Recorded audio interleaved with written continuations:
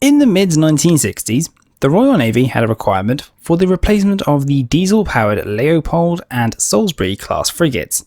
Whilst the Royal Navy's warships were traditionally designed by the Ministry of Defence's Ship Department, which was based in Bath, private shipyards, and in particular Vosper campaigned for the right to design and build a ship to meet this requirement. Now, Vospers claimed that by ignoring what they claimed to be a conservative design practice followed by the MOD team in Bath, they could deliver a new frigate at a significantly lower price, i.e. £3.5 million compared to the £5 million on the contemporary Leander class, while still being attractive to export customers. And so, the Type 21s would be 2,750 tons standard and 3,250 tons fully laden. They'd be 110 metres long at the waterline and 117 metres overall. Their beam would be 12.7 metres and they'd have a draft of 5.8 metres. Surprisingly, small ships.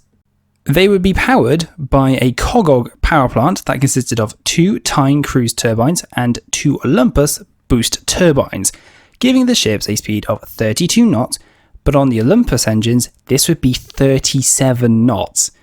They'd also have a range of about 4,000 nautical miles at 17 knots, or from Portsmouth Naval Base to the Caribbean.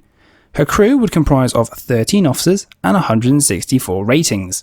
They would have the following radar and sonar fits. 1 Type 992 Quebec ET radar operating in the Echo Foxtrot bands. This has a maximum range of detection out to 30 nautical miles. 1 Type 978 navigational radar. This operated in the India band and again has a range of 30 nautical miles. 2 Type 912 fire control radars for the Seacat. Now this operated in the India Juliet bands and this has a range of about 5 nautical miles. The sonars would be 1 Type 184M and 1 Type 162M sonars.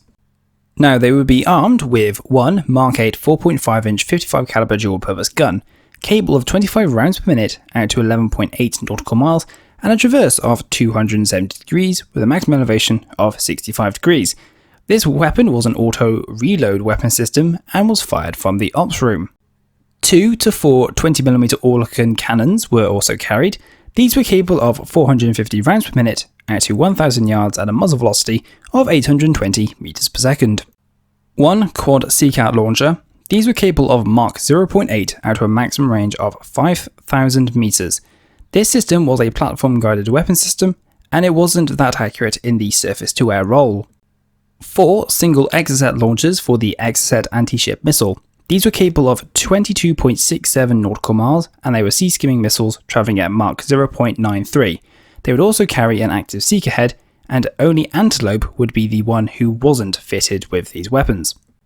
And finally, 2 12.75-inch 3-tube STWS-1 anti-submarine torpedo launchers were carried. Now, this design were to be the Royal Navy's first privately designed warships for many years. And don't quote me, but I'm pretty sure the last one that was privately built that the Royal Navy operated, or well, sort of operated, was HMS Captain, and that did not end well. They would also make a first in a couple of other different places. One being the first Royal Navy ships to be solely powered by gas turbines, and the second was having a superstructure mainly made of aluminium, or as you guys in America call it, aluminum. Now, as I'm proper English, I'm going to call it aluminium. Now, there was worries that the aluminium superstructure was basically not good with fire. Now, it was used to reduce the top weight of the ship, but it would actually basically melt when you actually set fire to the thing, which isn't good when you actually have a warship. Just look at Antelope in the Falklands War. Basically melted. Now, as delivered, the Type 21s would be armed with the single 4.5-inch gun up forward and a Seacat surface-to-air launcher aft on top of the hangar. They would also carry the Italian Selena Orion 10X lightweight fire control radar, and that was adopted to control both the gun and the Seacat launcher, in an effort to basically save weight. A Type 992 Quebec air search radar was also fitted, and the long-range air search radar was not provided. A hangar and flight deck was provided for a single helicopter. At first this would be a Westland Wasp, and then became a Lynx helicopter. The AIS was provided to integrate the ship's weapons and sensor systems and provide the crew with all the relevant information they required to fight the ship, as and when they needed it. And in terms of automation, systems integration and habitability, they were well in advance of many ships they would be replacing, i.e. the Type 81 Tribal class frigates and the Rothesay class frigates, which the latter basically was from 1945. When they entered service, the Type 21s were criticised for being underarmed in relation to their size and cost. Not really sure why, they're kind of small. Anyway, a program was put in hand to increase their firepower by fitting the 4 French-built MM-38 Exocet anti-ship launchers. Now, these were sited in front of the bridge screen after the forecastle, displacing the Corvus countermeasure launchers to amidships. This improvement was quickly carried out on all the ships except for Antelope and Ambuscade. The latter would be fitted with Exocet in 1984 and 1985. The Exocets were located in 2 pairs, and the missiles would deploy across the bow of the ship, i.e. the port side ones would fire over the starboard side, and the starboard ones would fire over the port side, which is a bit different to how you'd find it on a 22, when they basically have the port ones would fire over the port side of the bow, and the starboard ones would fire over the starboard side.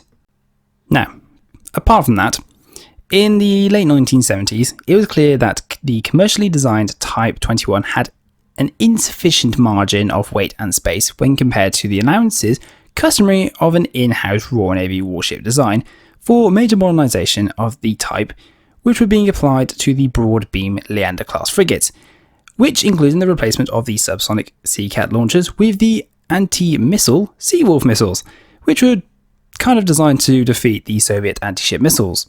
Now, to insult injury to these ships, they would also not be able to be fitted with the Type 2016 bow sonar, like some of the other vessels would be, i.e. the Rothesay class, which is surprisingly funny how they were actually meant to replace them.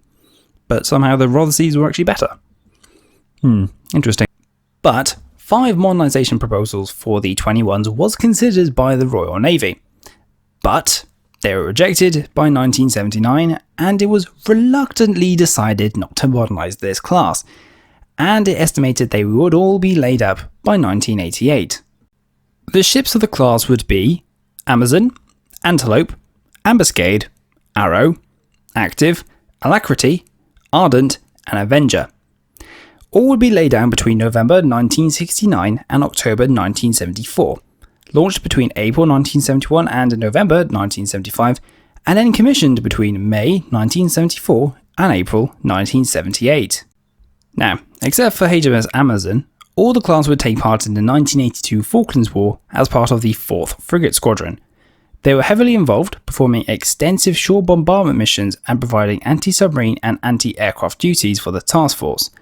On the 10th of May, HMS Alacrity and Arrow probed through Falkland Sound at night searching for minefields that might have impeded landings and operations, almost as expendable hulls. Alacrity engaged and sank an Argentine naval supply vessel in the Sound. On exiting the Sound at daybreak, they were attacked by the Argentine submarine, the San Luis, which fired 2 torpedoes. One of it hit the Arrow's submarine torpedo decoy, as intended, and the other bounced off her hull, having failed to basically arm itself. 2 ships would be lost. Ardent was hit by bombs dropped by the Argentine aircraft on the 21st of May, and then consumed by fire.